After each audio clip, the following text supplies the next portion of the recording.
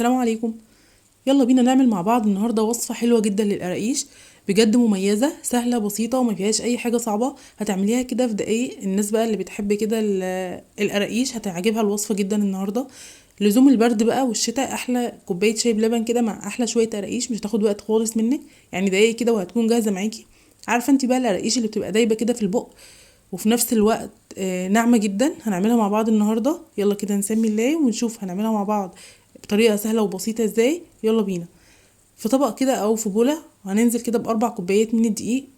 اهم حاجة الكوباية اللي هتعايري بيها المقادير كلها تكون كوباية واحدة، سواء الكوباية كبيرة بقى او صغيرة، اهم حاجة هتستخدمي نفس الكوباية. تمام. هننزل عليهم كده بمعلقة كبيرة من الخميرة الفورية، معلقتين من السمسم، معلقتين كبار كده من السكر. وهنخلط بقى كده المواد الجافة على بعض. يعني هو كده الاساس ان انتي هتقلبي المواد الجافة على بعض. معلقة صغيرة من البيكنج باودر ومعلقة صغيرة من الملح. وعندك بقى كده المواد الدهنية، انا هنا استخدمت 3/4 كوباية من السمنة، عليها ربع كوباية من الزيت. السمنة هي كده فككتها كده بس على النار ثواني، انا مش عايزاها سخنة، انا عايزاها كده يدوب فترة. ونزلت عليها بربع كوباية من الزيت. تقدري على فكرة تستخدمي نص كوباية زبدة ونص كوباية سمنة، او نص زبدة ونص زيت. اهم حاجة الكوباية اللي هتستخدميها هتكون كوباية من المواد الدهنية. تمام.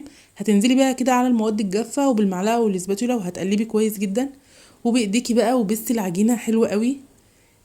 انا عايزة كده الدقيق يختفي.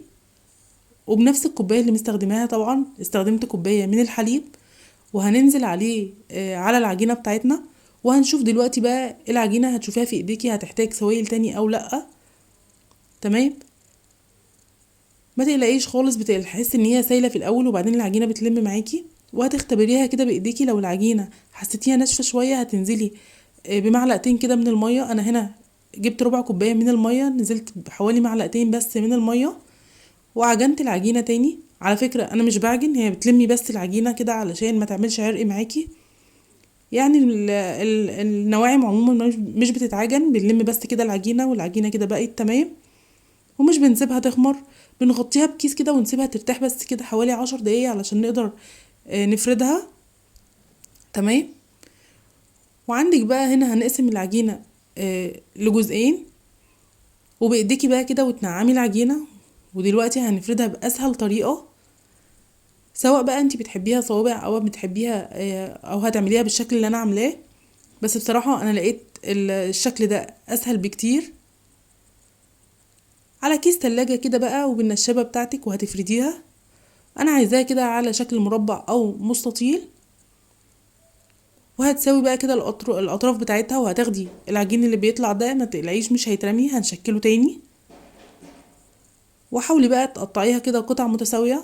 انا قسمتها هنا على 3 اجزاء، وهعملها بقى شكل كده سمبوكسات. لو انتي حابة بقى تقطعيها اصابع هتعمليها كده بنفس الشكل وهتقطعيها اصابع بالسكينة. تمام، يعني زي ما انتي حابة او الشكل اللي انتي تفضليه. انا بحب كده كل شوية او كل فترة اعمل الشكل ده، الولاد بيحبوه كمان، بيبقى مميز كده ومختلف. تمام.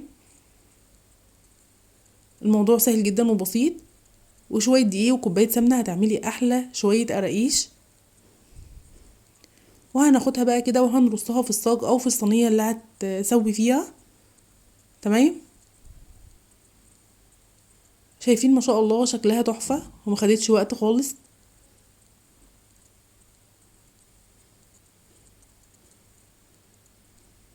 ما شاء الله. ومن 4 كوبايات دي عملنا صاجين، او عملنا كمية حلوة. هندخلها بقى وهنسويها. طبعا القراقيش بتسويها على درجة حرارة اقل من متوسطة. تمام، علشان تنشف كده وتقرمش معاكي. وبتدخليها طبعا بتحطيها على الرف اللي في النص، ومش بتشغلي الشواية، بتشغلي الفرن من تحت بس. وطبعا يفضل الفرن يكون سخن، ما ينفعش تدخل على فرن بارد. وبتبقى بالشكل القمر اللي انت شايفاه ده. اهم حاجة ما تشيليهاش من الصاج غير لما تبرد تماما. اتمنى بجد تجربوها، وهستنى ان شاء الله رأيكم في الكومنتات. واستنوني في فيديوهات تانية كتيرة. والسلام عليكم.